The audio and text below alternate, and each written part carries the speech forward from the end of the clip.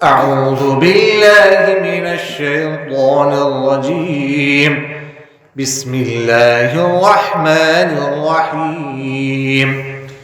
هو الذي خلق لكم ما في الأرض جميعا ثم استوى إلى السماء فسواهن 7 سماوات وهو بكل شيء عليم. وإذ قال ربك للملائكة إني جاعل في الأرض خليفة قالوا أتجعل فيها من يفسد فيها ويسفك الدماء ونحن نسبح بحمدك ونقدس لك قال إني أعلم ما لا تعلمون. وعلم آدم الأسماء كلها ثم عرضهم على الملائكة فقال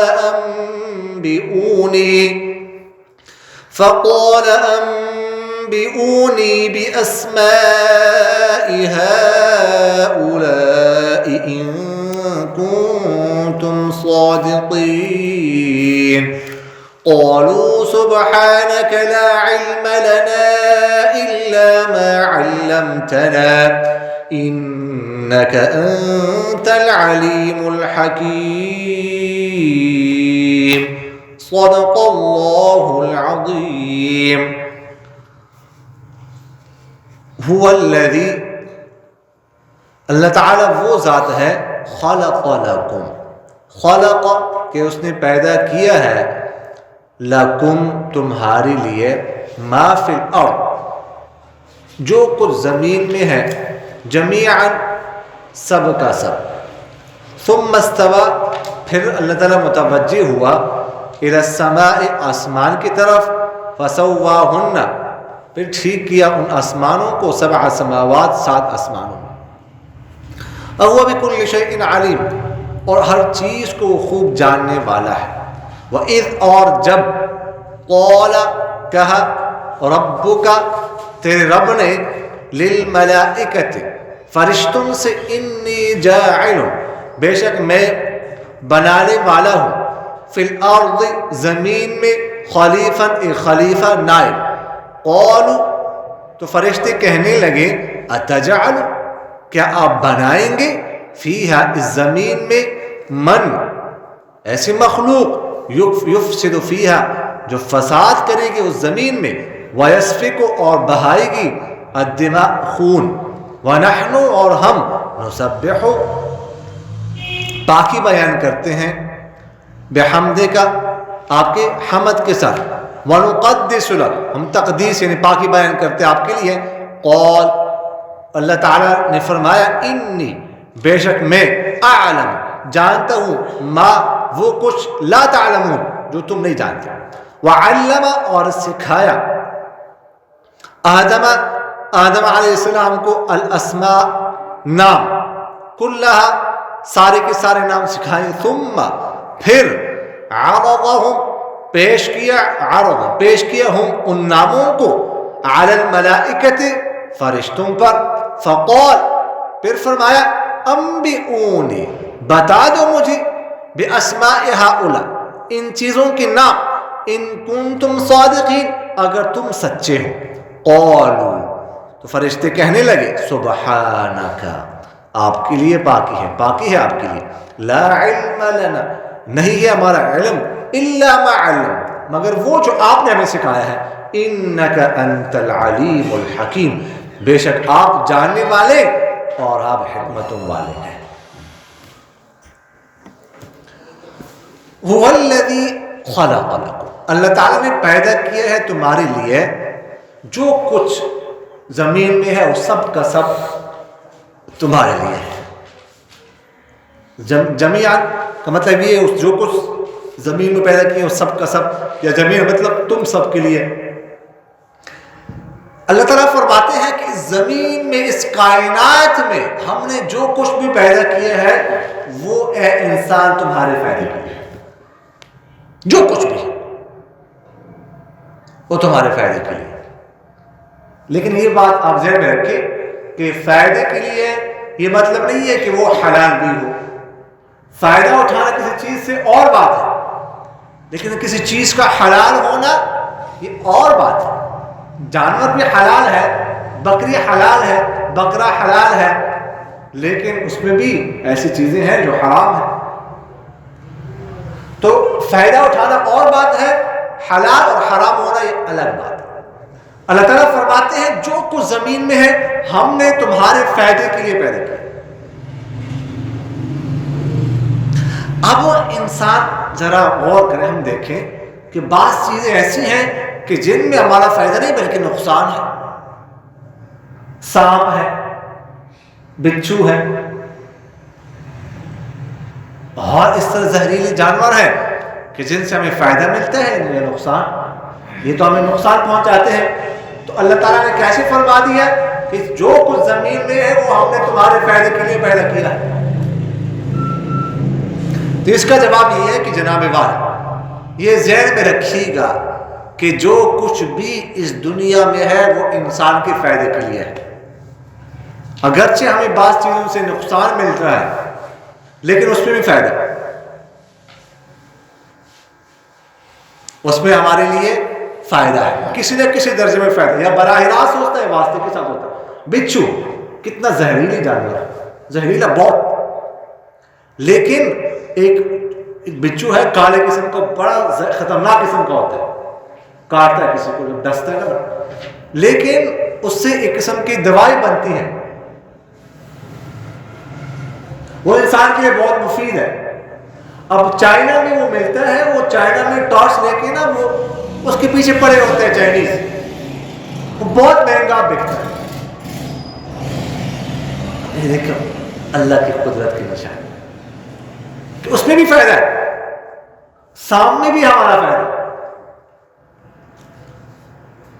کوئی بھی چیز انسان کے فائدے سے خالی نہیں ہے، چاہے براہ راست فائدہ ہو یا جو ہے نا وہ کسی واسطے کے ساتھ، سب کچھ ہمارے فائدے کے لیے۔ تو لکم تمہارے لیے، فائدے کے لیے۔ اسی بات علماء نے یہ مسئلہ نکالا ہے کہ جو کچھ اس دنیا میں سب ہمارے فائدے کے لیے ہے، یعنی اصل اشیاء میں اصل اباحت، یعنی جتنی چیزیں ہیں اصل اس میں یہ ہے کہ وہ حلال، البتہ جن چیزوں کو حرام قرار دے دیا گیا وہ حرام ہے، ان کے علاوہ جن چیزوں کو حرام نہیں قرار دے دیا گیا قرآن اور حدیث میں وہ ہمارے لیے حلال ہے۔ یعنی بالفاظ دیگر یہ آپ کہہ سکتے ہیں کہ حلت حلال ہونے کے لیے دلیل کی ضرورت نہیں ہے، حرام ہونے کے لیے دلیل کی ضرورت ہے۔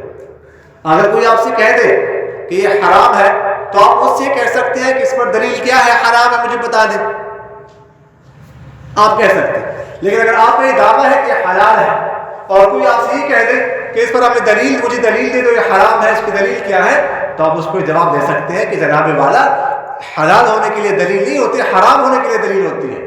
آپ حرام ہونے پر دلیل پیش کرو تو ٹھیک ہے، یہ حرام ہو جائے گی، جب تک آپ کے پاس حرام ہونے پر دلیل نہیں ہے تو یہ حلال ہے۔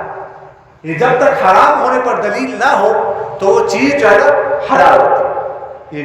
یہ قاعدہ ہے، یعنی بہت مفید، یہ ذہن میں رکھیے۔ بعض علماء یہ کہتے ہیں کہ نہیں، اصل اشیاء میں حرمت ہے، جب تک وہ حلت جو ہے نا وہ اس سے ثابت نہ ہو جائے، اصل جو ہے نا حرمت کی جانب احتیاط اس میں ہے، حرمت کی جانب کو ترجیح دی جائے۔ بعض کہتے ہیں کہ اصل میں توقف ہے، لیکن بہرحال بعض حضرات کہتے ہیں کہ اس سے ایک قول بھی ثابت نہیں ہوتا۔ لکم یہاں پر لام سبب کے لیے کہ تمہارے سبب سے۔ خیر، پھر فرماتے ہیں ثم استوى الى السماء، پھر اللہ تعالیٰ متوجہ ہوا آسمان کی طرف۔ یہ ایک مسئلہ ہے، ٹھیک ہے، آگے بھی آتے ہیں اور ایک جگہ پر آتے ہیں ثم استوى على العرش، پھر آسمان پر جو ہے قرار پکڑا اللہ تعالیٰ نے۔ وہاں بڑا پیچیدہ مسئلہ ہے، ٹھیک ہے، خاص کر استواء علی العرش کا جو مسئلہ ہے نا، اس پر کئی گھنٹے گفتگو کی جا سکتی ہے، لیکن وہ یہاں پر وہ گفتگو مناسب نہیں، نہ کسی کو سمجھ آ جائے گا۔ استواء کا معنی ہوتا ہے، بس مختصراً آپ ذہن میں رکھیے گا، ارتفاع، بلند، جب آج نکاح سیدھا ہو جانا کسی چیز پر، اچھی طرح بیٹھ جانا۔ قرآن پاک میں اللہ تعالیٰ نوح علیہ السلام سے فرماتے ہیں فَإِذَا اسْتَوَيْتَ أَنْتَ وَمَعَكَ عَلَى الْفُلْكِ، کہ جب تم سیدھے اچھی طرح بیٹھ جاؤ کشتی میں، تم اور جو لوگ آپ کے ساتھ ہیں۔ یہ باقی استواء علی العرش، اللہ تعالیٰ جو ہے نا کیسے قرار پکڑا اللہ تعالیٰ نے عرش پر، ایک بڑا پیچیدہ مسئلہ ہے کہ یہ بات آپ ذہن میں رکھیے، مختصر سادہ الفاظ میں کہتا ہوں، اس کو پیچیدہ نہیں کرتا ہے، کہ اللہ تعالیٰ کا جسم نہیں ہے، ٹھیک ہے، جیسے ہمارا جسم ہے نا ہاتھ پاؤں، اللہ تعالیٰ کا اس طرح جسم نہیں ہے۔ اللہ تعالیٰ کے لیے جسم ثابت کرنا یہ کفر ہے۔ تجسیم، مجسمہ، ایک فرقہ گزرا ہے، اس کو مجسمہ کہتے تھے، وہ اللہ تعالیٰ کے لیے جسم ثابت کرتے تھے، تو ان کی تکفیر کی گئی ہے۔ اللہ تعالیٰ جسم سے پاک ہے، ٹھیک ہے، یہ آپ مختصراً جو ہے نا وہ ذہن میں رکھیں کہ اللہ تعالیٰ کا جسم نہیں۔ باقی یہ ہے کہ استواء جو ہے وہ جب وہاں پر انشاءاللہ بات آئے گی تو پھر گفتگو جو ہے نا وہ عرض کریں گے۔ باقی استواء العرش کا کیا مطلب ہے، تو یہ ہمیں ہماری جو ہے نا وہ عقل میں بات نہیں کر سکتی۔ امام مالک رحمہ اللہ نے کسی نے پوچھا نا استواء العرش کا مطلب کیا ہے، تو انہوں نے استواء معلوم، استواء کا معنی کیا ہے یہ تو پتہ ہے کہ کیا معنی ہے، استواء کا معنی کیا ہوتا ہے، لیکن والکیف مجہول یا والکیف غیر معقول، لیکن اس کی کیفیت کیا ہے، اللہ تعالیٰ نے کیسے استواء فرمایا، یہ ہمارے علم میں، یہ ہم سے اس میں جو ہے نا یہ بات ہمارے علم میں نہیں ہے، ہم سے مجہول ہے۔ اور ایمان بھی یہ واجب، ایمان رکھنا واجب ہے کہ اللہ تعالیٰ نے استواء فرمایا ہے۔ والسوال عنہ بدعہ، اور اس کے بارے میں پوچھنا ہے بدعت، پوچھنا جائز نہیں، پوچھنا نہیں اس کے بارے میں۔ چلیے یہ تو خیر مختصر مسئلہ ہوگا۔ ایک اور بات اس میں یہ ہے کہ اللہ تعالیٰ نے تمہارے لیے زمین کو پیدا کیا، اس کے بعد آسمان کی طرف متوجہ ہو گئے۔ اس سے معلوم ہو رہا ہے کہ اللہ تعالیٰ نے پہلے زمین پیدا کی ہے، اس کے بعد آسمان پیدا کیا ہے۔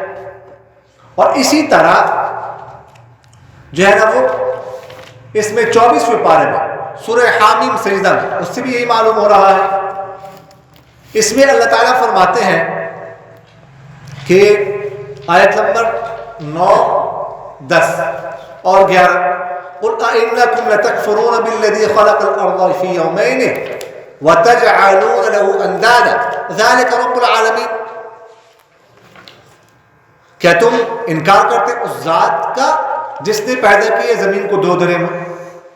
آگے فرماتے وَجَعَلَ فِيهَا رَوَاسِيَ مِنْ فَوْقِهَا وَبَارَكَ، پھر اس میں پہاڑ رکھتی ہے برکت ڈالے وغیرہ ذالکا، پھر اس میں خوراک وغیرہ پیدا کی زمین میں فی 4 ایام 7 دنوں میں، ثم استوى 4 ایام 4 دنوں، ثم استوى الى السماء، پھر آسمان کی طرف متوجہ۔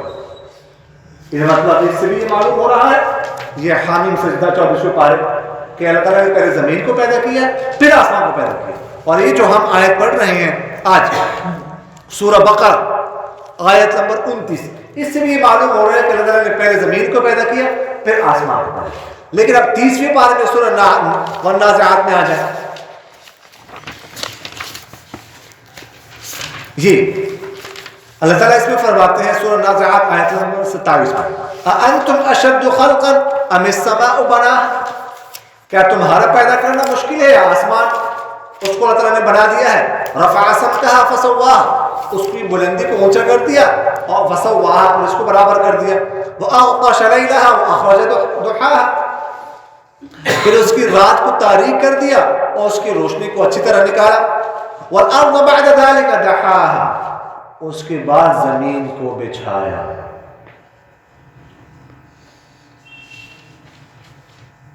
کیا سمجھ میں آیا؟ اس سے کیا معلوم ہو رہا ہے؟ ہاں، ادھر سے معلوم ہو رہا ہے آسمان پہلے پیدا ہوا، زمین بعد میں پیدا ہوئی۔ سمجھ آ گئی نا؟ تو تضاد آیا کہ نہیں بظاہر آیا؟ تو متضاد منتوجہ کون سے معلوم ہو رہا ہے کہ زمین پہلے پیدا ہوئی ہے، پھر آسمان پہلے بعد میں پیدا کیا ہے. لیکن یہاں سے معلوم ہو رسول النازعات سے کہ آسمان کو اللہ تعالیٰ نے پہلے پیدا کیا ہے، زمین کو بعد میں. اس کا کیا ہے؟ دیکھیے گا جمہور حضرات کی رائے یہی ہے کہ پہلے زمین کو پیدا کیا ہے اللہ تعالیٰ نے، پھر آسمان. صرف ابن جریر طبری رحمہ اللہ نے قتادہ رحمہ اللہ کا قول نقل کیا کہ وہ اس کے قائل ہیں، وہ کہتے ہیں آسمان کو پیدا کیا پھر زمین کو. تو دو جگہوں پر یہی معلوم ہو رہا ہے کہ پہلے زمین کو پھر آسمان، لیکن یہاں پر سورہ نازعات سے یہ معلوم ہو رہا ہے کہ پہلے آسمان کو پھر زمین کو. تو دھیان رکھیں، دیکھیں پہلے اللہ تعالیٰ نے ایسا کیا کہ زمین کو پیدا کیا، اسی حالت میں بچھایا جو اب موجود ہے. اس کے بعد اللہ تعالیٰ نے آسمان کو پیدا کیا، اس کے بعد زمین میں باقی چیزوں کو پیدا کیا، نباتات کو، جمادات کو، پہاڑوں کو، درختوں کو وغیرہ ذالک. سمجھ آ گیا؟ تو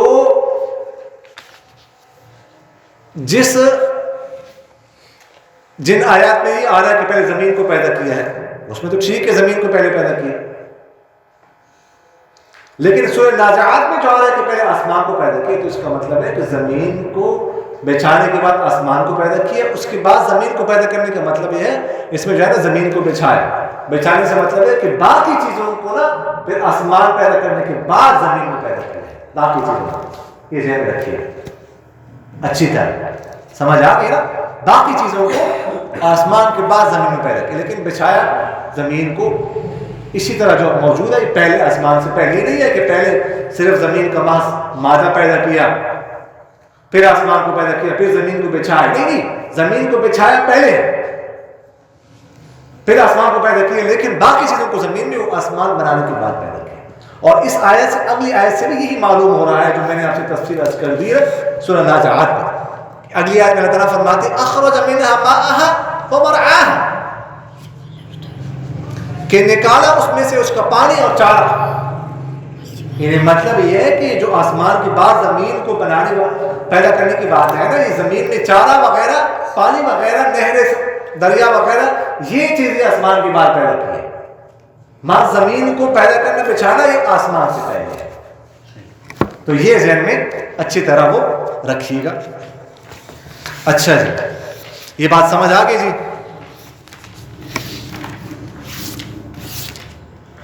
وَهُوَ بِكُلِّ شَيْءٍ عَلِيمٌ. بڑی زبردست بات اللہ تعالیٰ نے فرمائی کہ اللہ تعالیٰ ہر چیز کو خوب جاننے والا ہے. اس سے پہلے استوا کا ذکر کیا نا، تو استوا کیا مطلب ہے؟ معلوم. اللہ تعالیٰ نے فرمایا ہر بات تو معلوم ہونا یہ ضروری بھی نہیں ہے اور یہ تمہارے بس میں بھی نہیں ہے. ہر بات کو وہ بھی کل شیء عالم، ہر بات کو جاننے والا صرف اللہ ہے. تم نہیں ہر بات ہی جان سکتے، بس ہر بات جاننا ضروری بھی نہیں ہے. جب ہم سورہ بقرہ شروع کرنے لگے تھے اس وقت اللہ تعالیٰ نے فرمایا تھا الف لام میم. میں نے اسی وقت آپ سے عرض کیا تھا کہ الف لام میم کا معنی کیا ہے ہم نہیں جانتے. تو اللہ تعالیٰ نے اس طرح اشارہ فرما دیا کہ تمہیں تو پہلے جو قرآن پاک کا پہلا لفظ ہے اس کا معنی بھی معلوم نہیں ہے، تو تمہارے پاس علم ہے کیا؟ تم تو بہت کم جانتے ہو. اس لیے اللہ تعالیٰ نے فرمایا کہ ہر بات کو جاننے والا یہ صرف اللہ ہے. اگلی آیت جو بہت ہی اہم آیت ہے وہ یہ ہے کہ وَإِذْ قَالَ رَبُّكَ لِلْمَلَائِكَةِ إِنِّي جَاعِلٌ فِي الْأَرْضِ خَلِيفَةً. اس میں انسان کی نیابت خلافت کی جو ہے وہ بات ہو رہی ہے. اللہ تعالیٰ جب انسان کو بنانے لگا، اپنا نائب خلیفہ مقرر کرنے لگا زمین میں، تو فرشتوں سے کہا کہ میں زمین میں اپنا نائب بنانے لگا.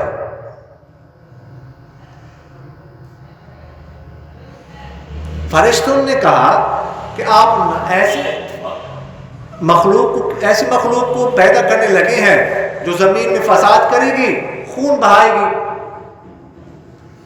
پہلی بات تو یہ ہے کہ فرشتوں کو کیسے پتہ چلا کہ انسان فساد کرے گا، خون بہائے گا؟ نہیں، غائب کا علم تو فرشتوں کے پاس نہیں ہے، غائب کا علم تو صرف اللہ کے پاس، اللہ کے کسی اور کے پاس نہیں۔ تو یہ عبداللہ بن عباس رضی اللہ تعالیٰ عنہ اور عبداللہ بن مسعود رضی اللہ تعالیٰ عنہ سے منقول ہے کہ جب اللہ تعالیٰ نے فرمایا کہ میں انسان کو پیدا کرنے لگا ہوں تو انہوں نے پوچھا یہ انسان کیسے ہوگا؟ تو اللہ تعالیٰ نے بتا دیا کہ انسان کی اولاد ہوگی اور فساد کرے گا، خون بہائے گا، ایک دوسرے کو قتل کرے گا، قتل و غارت ہوگا۔ تو پھر فرشتوں نے کہا کہ آپ ایسی مخلوق کو کیوں پیدا کرنے لگے ہو جو فساد کرے گی، خون بہائے گی؟ یہ بات آپ ذہن میں رکھیں کہ فرشتوں نے یہ بات بطور اعتراض نہیں کی۔ فرشتے اعتراض نہیں کر سکتے، ورنہ فرشتوں کو یہ حق ہے کہ وہ اعتراض کریں۔ پھر کیوں بات کی؟ یہ بات اس لیے کی کہ جب اللہ تعالیٰ نے ان کو بتا دیا کہ انسان ایسا کرے گا، فساد کرے گا، قتل و غارت کرے گا، تو فرشتوں نے پوچھا کہ پھر ایسی مخلوق کو پیدا کرنے میں حکمت کیا ہے؟ وہ حکمت ہماری سمجھ میں نہیں آ رہی، وہ بتا دیجیے۔ اعتراض نہیں تھا، اعتراض کے طور پر نہیں، سمجھ آ گئی؟ تو ایسی مخلوق کو کیوں پیدا کرنے لگے؟ اور فرمایا کہ وَنَحْنُ نُسَبِّحُ بِحَمْدِكَ وَنُقَدِّسُ لَكَ، ہم آپ کی پاکی بیان کرتے ہیں، آپ کی تقدیس کرتے ہیں۔ یعنی وجہ کیا ہے؟ اگر تو وجہ عبادت ہے تو عبادت تو ہم کر رہے ہیں، تو پھر انسان کو پیدا کرنے کی ضرورت کیا ہے؟ دیکھیے گا، انسان سے پہلے دنیا میں دو قسم کی مخلوق موجود تھی، فرشتے اور جنات۔ ایک تو فرشتوں کے بارے میں آپ ذہن میں رکھیے، ملائکہ، ملک ان کی جمع ہے۔ فرشتے اللہ تعالیٰ کی نورانی مخلوق ہیں، ان کو نور سے پیدا کیا گیا ہے، اور فرشتوں میں کوئی مذکر مؤنث، مرد عورت نہیں۔ باقی ان کے لیے جو مذکر کا صیغہ لایا جاتا ہے وہ ادب اور احترام ہے، جیسے اللہ کے لیے مذکر کا لفظ استعمال کرتے ہیں، احترام۔ تو دو قسم، فرشتے اور جنات۔ اور اللہ تعالیٰ نے جو کائنات میں چیزیں پیدا کی ہیں، دنیا میں اوپر نیچے اوپر، ان سے یہ دونوں قسم کی مخلوق فائدہ نہیں اٹھا سکتی تھی اچھی طرح۔ کیوں؟ اس لیے کہ فرشتوں کو نہ زن کی ضرورت ہے اور نہ فرزند کی، یعنی فرشتوں کو نہ بیوی کی ضرورت ہے، نہ ہی اولاد کی ضرورت ہے، نہ ہی مال کی ضرورت ہے۔ جنات تھے، لیکن جنات بھی اچھی طرح اس کائنات کی چیزوں سے فائدہ نہیں اٹھا سکتے تھے۔ ایک تو اس لیے کہ جنات کو مکان وغیرہ، عمارت کی ضرورت نہیں، اور دوسری بات یہ ہے کہ جنات کی جو قوت خیالی ہے وہ قوت عقلیہ پر غالب ہے، یعنی جس کو وہ خیال کرتے ہیں نا جنات جس چیز کا، اسی کو ہی وہ خیال کو یہ حقیقت سمجھتے ہیں، عقل سے کم کام لیتے ہیں۔ تو ایک ایسے انسان کی ضرورت تھی جو ان تمام چیزوں سے، یعنی دنیا میں جو نیچی چیزیں ہیں ان سے بھی فائدہ اٹھا سکے اور جو اوپر چیزیں ہیں ان سے بھی فائدہ اٹھا سکے، اس کے لیے انسان کی ضرورت۔ اللہ تعالیٰ نے فرشتوں کو کیوں نہیں خلیفہ بنایا؟ اپنے نائب فرشتوں کو کیوں نہیں بنایا؟ کیوں؟ میں نے آپ سے عرض کیا کہ فرشتے اس کائنات سے فائدہ اچھی طرح نہیں اٹھا سکتے تھے، جنات کو بھی اس لیے نہیں بنایا کہ وہ بھی نہیں اٹھا سکتے تھے۔ ایسی مخلوق کی ضرورت تھی جو اس کائنات سے فائدہ اٹھا سکے اچھی طرح، جو اللہ تعالیٰ نے ایک خزانہ کائنات پیدا کیا، اس لیے انسان کی ضرورت تھی۔ انسان کو جسم دیا، روح دی ہے، جسم سے وہ جو دنیا کی چیزیں ہیں ان سے فائدہ اٹھاتا ہے، اور روح کے ذریعے سے وہ اوپر کی چیزوں سے فائدہ اٹھاتا ہے۔ تو نیچے اوپر تمام چیزوں سے انسان ہی فائدہ اٹھا سکتا ہے، اس لیے اللہ تعالیٰ نے انسان کو اپنے نائب مقرر کیا، فرشتوں اور جنات کو نہیں، ورنہ وہ تو پہلے سے موجود تھے، انسان تو بعد میں پیدا ہوا۔ اچھا، اب دیکھیے گا یہاں پر فرشتوں نے گویا کہ اعتراض تو نہیں، لیکن انسان کی دو خوبیوں کی طرف اشارہ کیا ہے۔ نہیں، انسان کی دو جو ہے نا وہ کمیوں کی طرف اشارہ کیا اور اپنے سے ان دونوں کوتاہی اور کمیوں کی نفی کی ہے۔ انسان کے بارے میں کہا وہ فساد کرتا ہے، خون بہاتا ہے، وَنَحْنُ نُسَبِّحُ بِحَمْدِكَ وَنُقَدِّسُ لَكَ، وَنَحْنُ نُسَبِّحُ بِحَمْدِكَ یہ کہہ کر مَن يُفْسِدُ فِيهَا اس کی نفی اپنے سے کر دی، وَنُقَدِّسُ لَكَ کہہ کر وَيَسْفِكُ الدِّمَاء جو انسان کی کمی بیان کی تھی اس کی نفی اپنے سے کر دی کہ انسان میں دو کمی ہے، ہم میں نہیں ہے، تو انسان کو پیدا کرنے کی ضرورت کیا ہے؟ اصل میں فرشتوں نے انسان کی دو کمزوریوں کو بیان کیا۔ انسان کے اندر دو چیزیں ہیں، ایک ہے انسان کے اندر شہوت اور دوسری چیز انسان کے اندر ہے غضب، جس کو قوت شہوانیہ اور قوت غضبیہ کہتے ہیں۔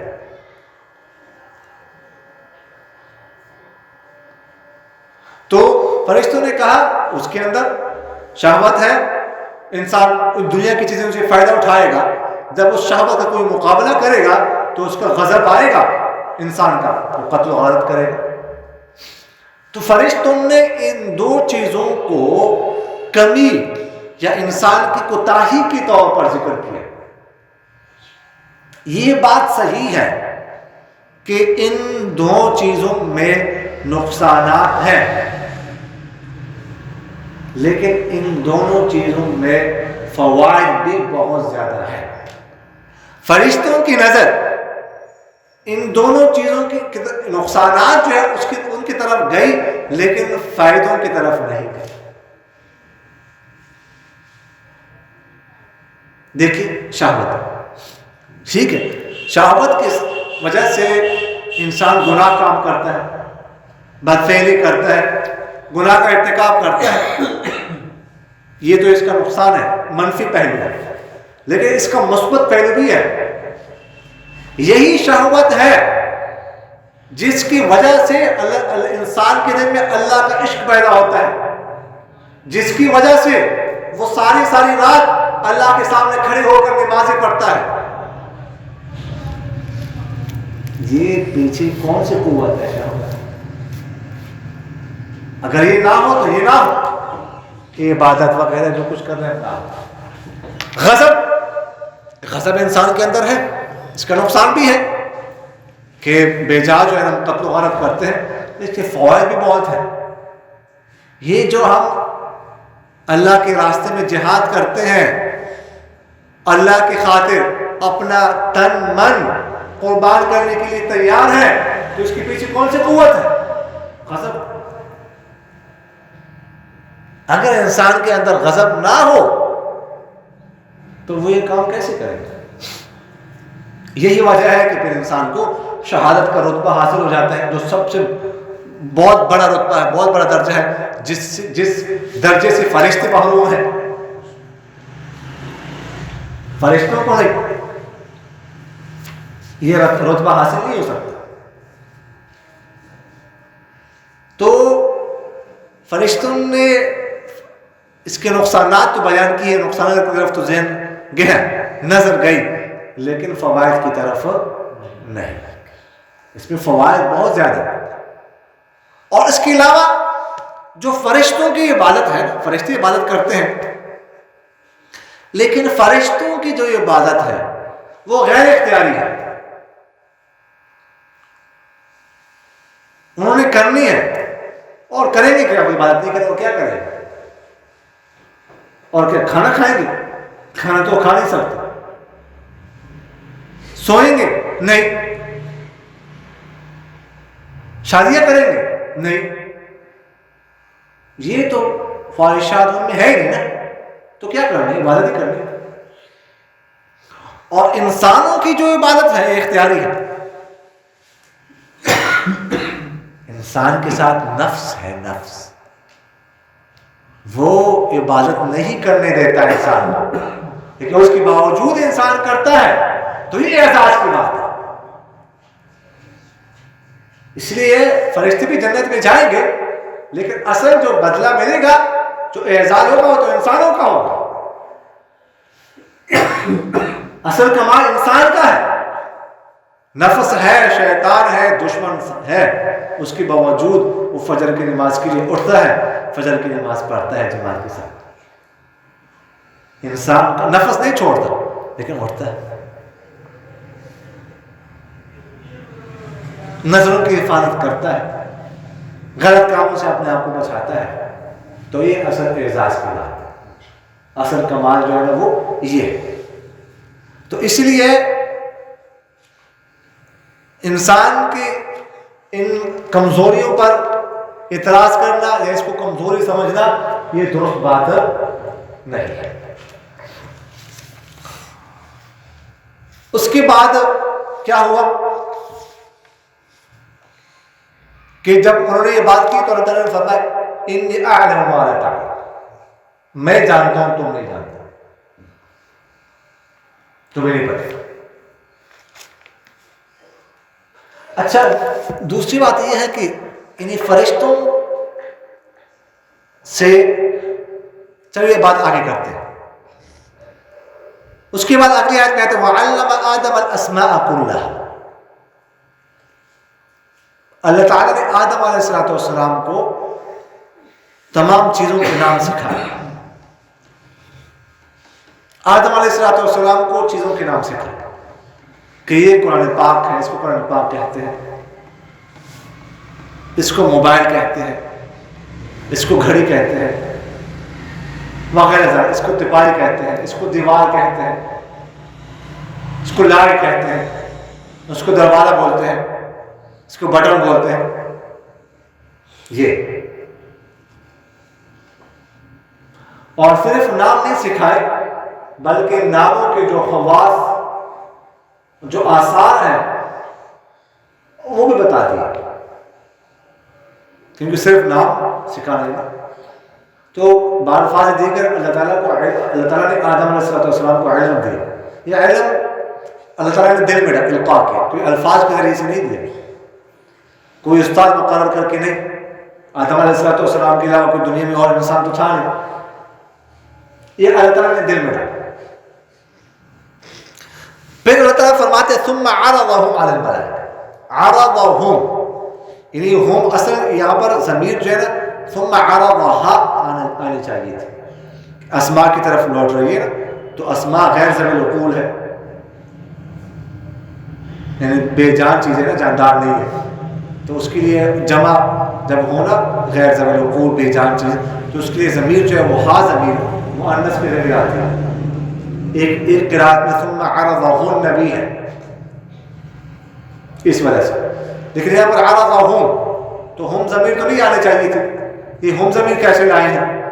تو ہم ضمیر اس لیے لائے ہیں کہ یہاں پر اسماء مسمیات کے معنی میں ہے، صرف نام نہیں بلکہ وہ مسمع چیزیں، وہ اللہ تعالیٰ نے فرشتوں پر پیش کر دی۔ فرشتوں سے کہا کہ ان کی چیزوں کے مجھے نام بتاؤ،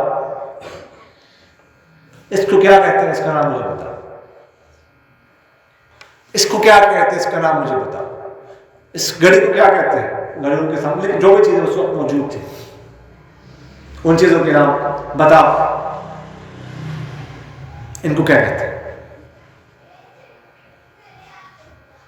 تو فرشتوں نے فرمایا قالوا سبحانک لا علم لنا الا ما علمتنا، کہنے لگے کہ آپ کی پاکی آپ کے لیے ہے، ہمارے پاس تو صرف اتنے ہی علم ہے جو آپ نے ہمیں دیا ہے،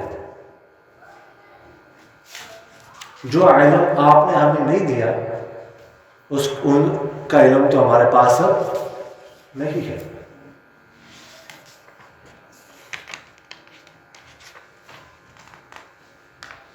اب سوال یہ پیدا ہوتا ہے کہ جناب والا جب فرشتوں کے پاس ان چیزوں کا علم ہی نہیں تھا تو اللہ تعالیٰ نے پوچھا کیسے؟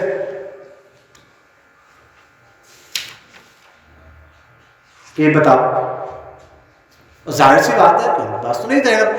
آدم علیہ السلام کو اللہ تعالیٰ نے علم دیا تھا، فرشتوں کو نہیں دیا تھا، تو اس میں فرشتوں کا کیا قصور؟ تو علم تھا، اللہ تعالیٰ نے دیا نہیں تھا۔ تو بات یہ ہے کہ حضرت والا میں نے آپ سے عرض کیا کہ فرشتے بہت ساری چیزوں سے فائدہ نہیں اٹھا سکتے. جب وہ فائدہ نہیں اٹھا سکتے تو اس کا علم ان کے پاس آئے گا کیسے؟ فرشتوں سے کہو نا بریانی کا مزہ کیسا ہے، ان کو پتہ چلے گا. ان کو دال کا ذائقہ کیسے ہوتا ہے پتہ چلے گا.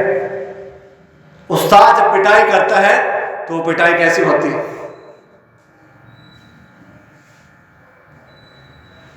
نہیں پتا. ان کے سامنے رکھو نا بریانی رکھو، ان سے کہو یہ کیا ہے اور اس کا کیا اثر ہے، خاص کر جب اسپائسی ہو اور ہم جہاں سے بندہ نہ کھا سکتا ہو وہ کھا لے تو پھر کیا اثر ہوتا ہے اس کا. وہ ظاہر سی بات ہے کہ وہ کیا کہیں گے، کیا نہیں ہمیں تو نہیں پتا، ہم تو نہیں جب کھا نہیں سکتے تو کیا بتائیں گے آپ کو اس کا اثر کیا ہوگا. کرونا وائرس کیا کرتا ہے ہمیں تو کبھی ہوا نہیں، ہمیں کیا پتا اس نے کیا کرنا وغیرہ ذالک کا نہیں بتا سکتے فرشتے کہ فائدہ نہیں اٹھا سکتے.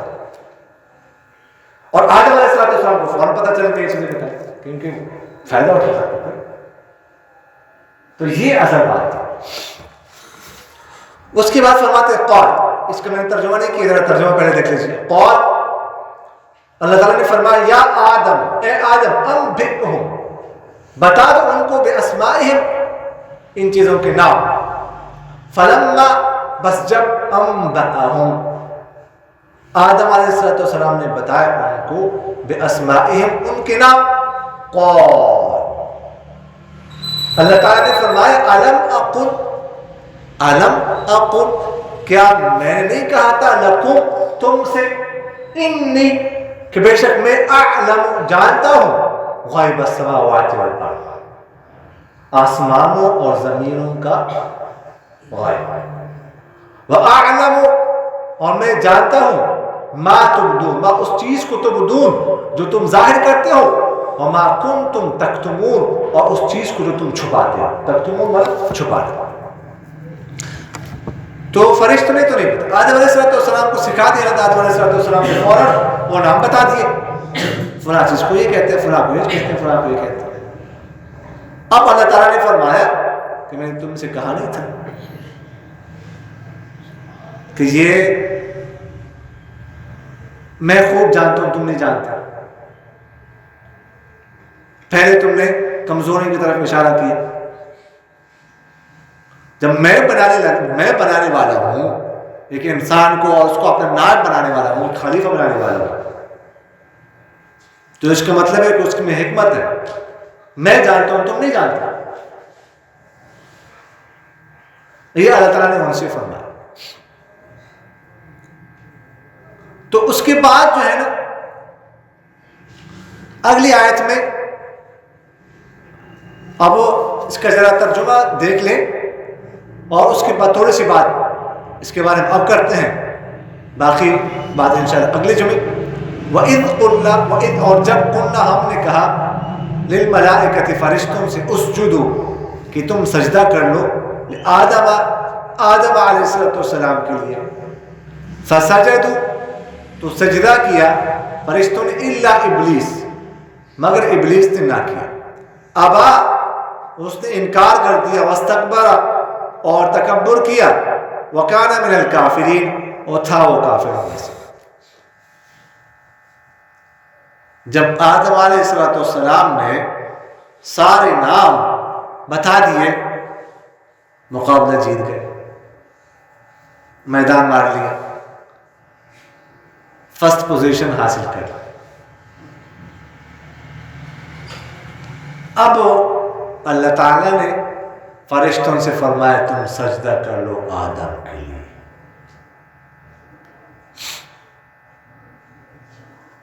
سجدہ کروایا آدم سے، سجدہ کروایا فرشتوں سے آدم کے لیے.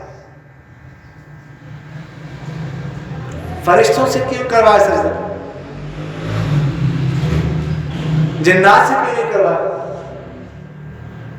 سوال پیدا ہوتا ہے، جنات بھی تھے، فرشتوں سے کیوں سجدہ کروایا؟ فرشتوں سے اس لیے سجدہ کروایا کہ آسمان اور زمین کا جو نظام تھا، انتظام، وہ فرشتوں کے پاس تھا.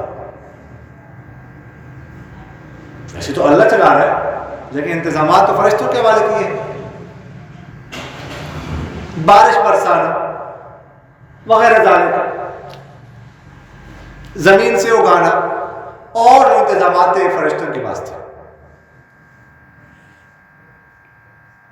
اور جب بھی کسی ملک کا کوئی وزیر اعظم بنتا ہے، وزارت عظمیٰ کسی کو دی جاتی ہے تو اس کے لیے سلامی دی جاتی ہے. اور سلامی کون دیتا ہے؟ سلامی وہ لوگ دیتے ہیں جن کے پاس انتظامات ہوتے ہیں. وہ پہلے سلامی دیتے ہیں، ہم نے تسلیم کر لیجیے سلامی. تو انتظامات فرشتوں کے پاس تھے. آدم علیہ السلام کو سلامی دینی تھی تو وہ بھی فرشتوں سے ہی دلوانی تھی. اس لیے فرشتوں سے کہا تم سجدہ کرو، تاکہ سب سے پہلے فرشتے آدم علیہ السلام کو تسلیم کریں.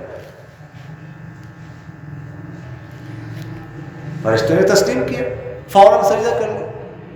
فرشتوں کے بارے میں اللہ تعالیٰ فرماتے لا یعصون اللہ ما امرهم ویفعلون ما یؤمرون،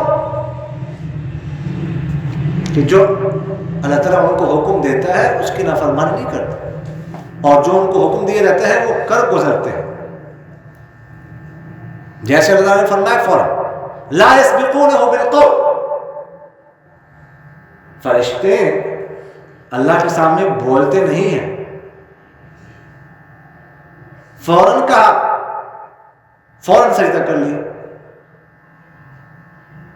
کسی قسم کا کوئی تردد نہیں کہ ہم نور سے پیدا ہوئے ہیں اور یہ مٹی سے پیدا ہوا ہے اس کے لیے ہم سجدہ کریں، نہیں. اور دوسری بات یہ ہے کہ آدم علیہ السلام کو اللہ تعالیٰ نے سجدہ کروایا فرشتوں سے. کیوں؟ کس بنا پر؟ کیا بات تھی کہ فرشتے آدم علیہ السلام کے لیے سجدہ کر رہے ہیں؟ نورانی مخلوق جو ایک لمحے کے لیے بھی جو فرشتوں نے اللہ تعالیٰ کی نافرمانی نہیں کی، وہ آدم علیہ السلام کے سجدہ کر رہے ہیں. اس کی بنیادی وجہ کیا ہے؟ وہ بنیادی وجہ ذکر کر دی اللہ تعالیٰ. کیا ہے؟ علم. آدم علیہ السلام کے پاس علم تھا جو فرشتوں کے پاس نہیں تھا. اس علم کی وجہ سے اللہ تعالیٰ نے آدم علیہ السلام کو مسجود ملائکہ بنایا، فرشتوں سے سجدہ کروا دی. علم، یہ علم انسان کو کہاں سے کہاں لے جاتا ہے. اور یہ بات آپ ذہن میں رکھیں کہ علم کے لیے کوئی عمر نہیں ہوتی کہ بس اب تم میرے پڑھنے کی عمر نہیں ہے. نہیں، کوئی عمر نہیں. موت تک علم حاصل کرتے رہنا چاہیے. جتنے بڑے بڑے صحابہ گزرے ہیں انہوں نے سب نے بڑی عمر میں علم حاصل کیا. اور ابو بکر صدیق رضی اللہ تعالیٰ کو دیکھ لیں، آپ صلی اللہ علیہ وسلم سے صرف 2 سال چھوٹے تھے نا، صرف 2 سال. تو آپ صلی اللہ علیہ وسلم پر وحی نازل ہوئی 40 سال کی عمر میں. اس وقت ان کی عمر کتنی ہوگی؟ 38 سال. اس کے بعد سیکھنا شروع کر دیا.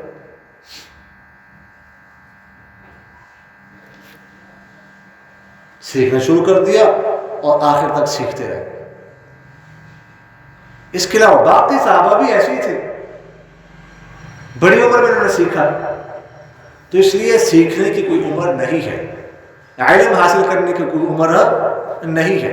علم جو ہے نا، یہ تو جو ہے نا سیکھنے کا نام ہے. ماں کی گود سے لے کر قبر تک حاصل کرتے رہنا چاہیے.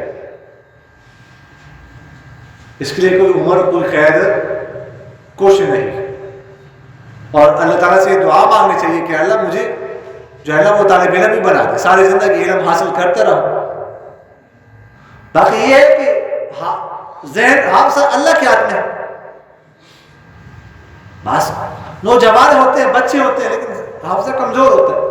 تو یہ نہیں کہنا چاہیے کہ نہیں اب تم بڑھاپے میں ہو، عمر زیادہ ہو گئی ہے، حافظہ ساتھ نہیں دے رہا، نہیں کر حاصل کر سکتا۔ یہ تو کل کو بچہ بھی کہے گا کہ نہیں میرا حافظہ کمزور ہے، بس میں نے نہیں پڑھنا، ظاہر ہے کوئی یہ بات نہیں مانے گا، اس کے ساتھ کوئی تسلیم نہیں کرے، نہیں تم نے پڑھنا ہے، چاہے حافظہ کمزور ہے حافظہ تیز ہے، کب پڑھنا ہے تم نے، یہ پڑھنے کی عمر ہے، کہتے ہیں ہم کہ نہیں۔ تو یہی عمر، یہی ہے جو بات، جب انسان بڑا ہو جائے اس وقت بھی بات مد نظر رکھنی چاہیے، یہی سوچنا چاہیے کہ علم حاصل کرنے کے لیے کوئی عمر اب نہیں ہے۔ تو یہ میں نے مختصراً جو ہے اس آیت کے بارے میں عرض کیا، باقی انشاءاللہ اس آیت کے بارے میں اگلے جمعے جو ہے گفتگو عرض کی جائے گی۔ اللہ تعالیٰ عمل کرنے کی توفیق عطا فرمائے، آمین۔ الحمد للہ رب العالمین والعاقبۃ للمتقین والصلاة والسلام على خير خلقه محمد وعلى آله وأصحابه أجمعين۔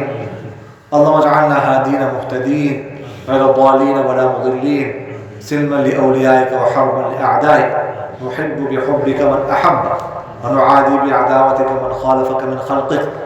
اللهم هذا الدعاء وعليك الإجابة، وهذا الجهل وعليك التكلان۔ اللهم لا تكلنا إلى أنفسنا طرفة عين، ولا تنزع منا صالح ما أعطيتنا۔